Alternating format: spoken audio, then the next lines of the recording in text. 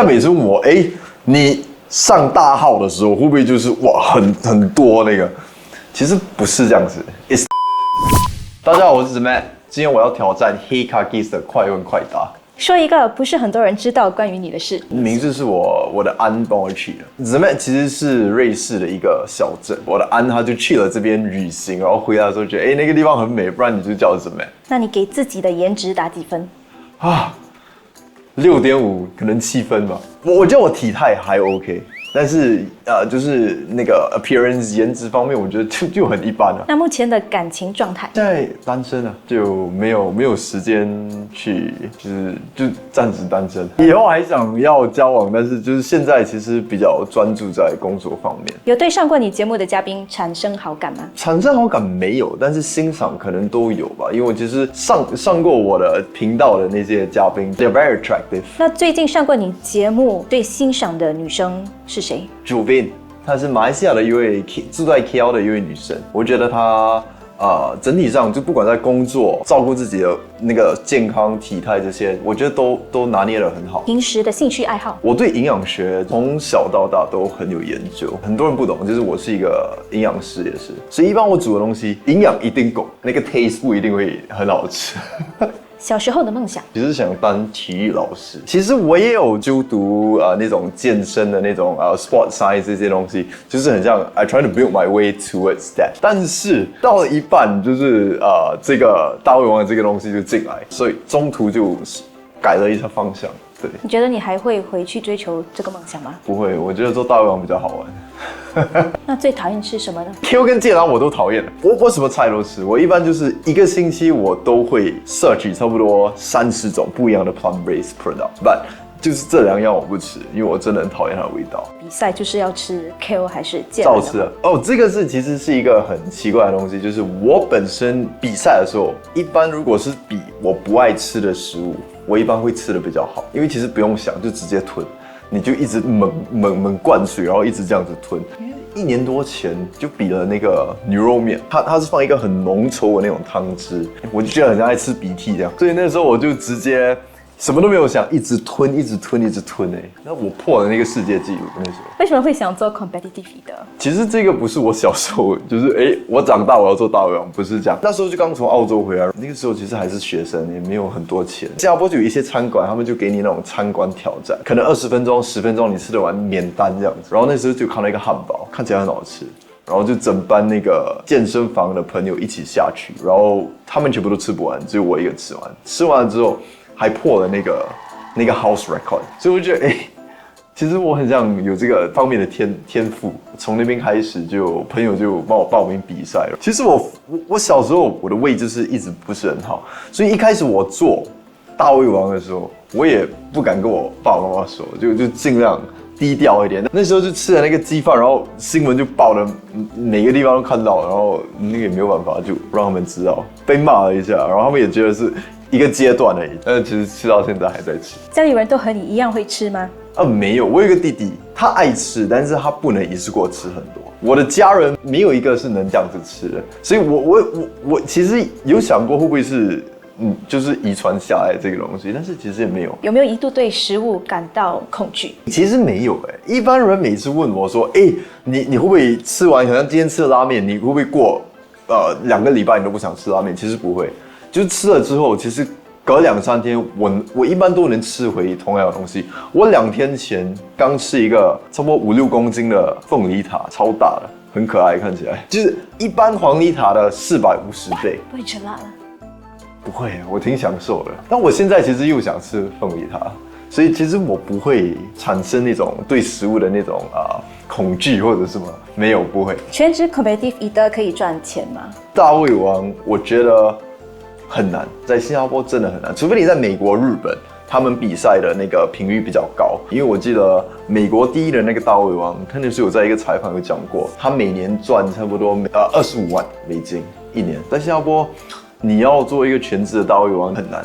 但是我本身就是一个 content creator， 就是我放视频上去这样子还 OK。那做 content creator 1个月可以赚多少？就是差不多5位数就差不多好跟坏都差不多那样。买过最贵的东西？我的车特斯拉，我本身就是很喜欢很 minimalistic， 然后特斯拉就很简单，然后它东西全部都很自动化。你现在的团队多大？差不多5个人，有2个是他们就算是 producer and editor， 然后有1位就是他是专门就是类似 BD 这样子，还有多1位就是。editor 就是剪而已吧，然后还有一个 assistant， 对，就这样。因为其实我的视频不需要一个很大的团队，我也不喜欢就是弄到一个很像一个 production 这样子，我比较喜欢就是这样子很 casual 这样子。那你团队里面有和你一样就是也是做 competitive leader 的吗？有你怎么知道？我团队有一位叫双的，他以前其实也是大胃王，我出来之后他就一直输到不要比。没有，开玩笑。因为他设置了一个就是 Food League Singapore， 然后他就也能举办那些比赛，然后把整个东西弄得比较系统化，也比较容易打理。你们2个没有一起参加同一个比赛？没有，我就一起参加同一个比赛。但是我每次出国的时候，他都是吃的很夸张啊，就是他就从早上7、8点就会吃到晚上9点多。平常要吃多少才会饱？一般我差不多。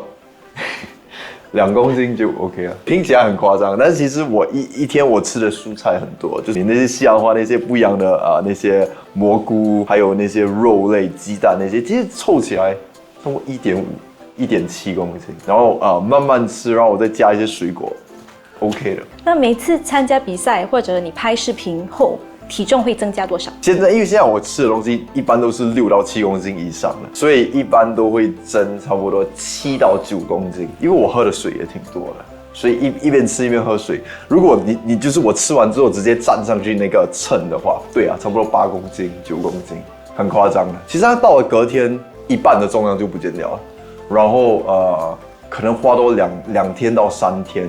那个then the weight will fully come off。那你上厕所的次数会跟吃的数量一起增加吗？会，就是人家每次问我，你上大号的时候会不会就是很多那个？其实不是这样子 ，it's the frequency。它出来的那个样子，跟一般每个人都是差不多一样，就是你会上比较多次这样。比较多次是几次？3到4次吧。那也还好啊。对啊，还好，没有，不是那种10多次，没有那么夸张。那最奇怪的 See You Tomorrow food 是什么？冰淇淋还有那个炸香蕉。冰淇淋？对，不会化掉吗？不会化掉，它就是可能我也不知道，可能你吃太多，一次过吃太多，它出来就真的很像冰淇淋因为我本身有一点 lactose intolerant， 所以吃完之后2-3个小时我就。必须冰淇淋它就直接出来，然后它真的看起来就跟我吃进去的样子、颜色都差不多一样。然后炸香蕉也是，我不知道为什么就出来就是很像香蕉。那视频里通常你吃的是免费的吗？不一定，就是其实每一间餐馆我们去了，我们都会跟他们说，我们会来拍，我们只是 request permission 来拍摄而已，也没有跟他们讨免费的食物，都会自己就是跟他们说要付钱，但是很多一般都。不要收钱，他们看了，他们觉得很好玩，然后就不想收钱。我还记得那时候，就是我帮一位就是炒粿条的一位夫妇条，然后他们那间炒粿条其实没有很多人知道，他们就是炒粿条上面会打一粒蛋，然后我就帮他们拍完，他们就问我，你拍这个来做什么？我就跟他说，我是 Poly 那种 Uni Project， 然后拍完之后视频放了上去，他们那整个周末满到那个。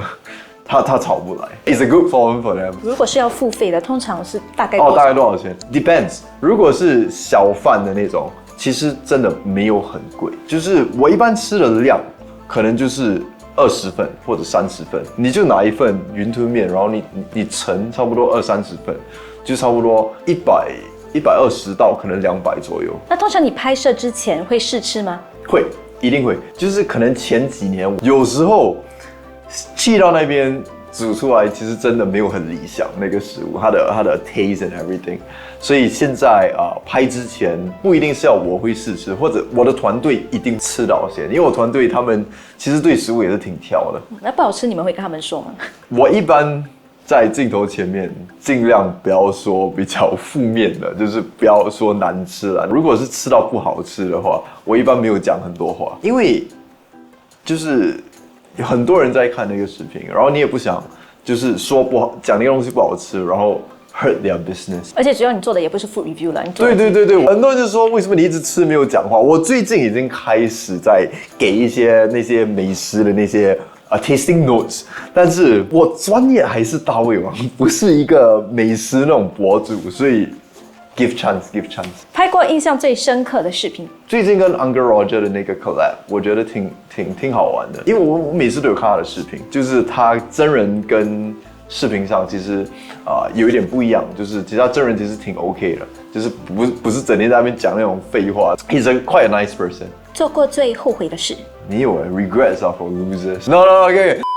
那时候就是做一个类似一个大胃王挑战，然后那时候接下来几天都要拍视频，然后我团队就说，不然这个挑战不要做，因为它有很多炸的东西，他们很怕我割伤。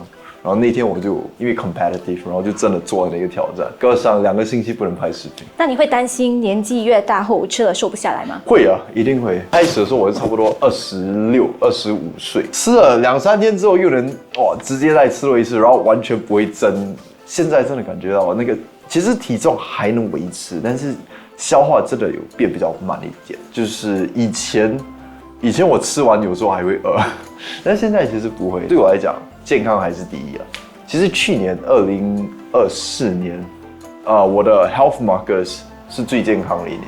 那个医生都说比95%的新加坡人还要健康。有什么 tips 吗？第一个就是每天 try to be active, get in your steps. It goes a very long way. Minimize processed food. 然后睡，每天一定尽量睡差不多最少8到9个钟。我的 sleeping timing 我团队都知道，我 sleeping timing 是 non-negotiable， 12点多开始，然后我到了差不多9点 ，then I will start replying to my messages。希望几岁退休42到45之间。On track 吗？还好。I'm very blessed。其实我对我现在的生活挺满意的，所以讲真的，我退休后，我也不是那种我要赚很多的钱，然后退休，然后活到很像一个国王这样，没有，不是那种。我退休的生活跟我现在的生活其实也不会差很远，就是早上起来不用想工作，然后就能直接去散步，然后去健身房，然后晚上就能回家跟家人这样。When I want to travel, just go and travel。我就这样子。就够了。那今年最期待什么？今年很期待很多那种外国的那种合作啊，像Jakarta、越南还有菲律宾。其实我 TikTok 才刚刚开始做了差不多1年，然后那边真的粉丝其实有很多是 Jakarta 跟菲律宾的粉丝，可能20-30%，然后很多都想去看我去他们的国家吃那些比较当地的那些东西，所以对，就特别想过去。谢谢大家收看，如果喜欢的话可以点赞、订阅、分享。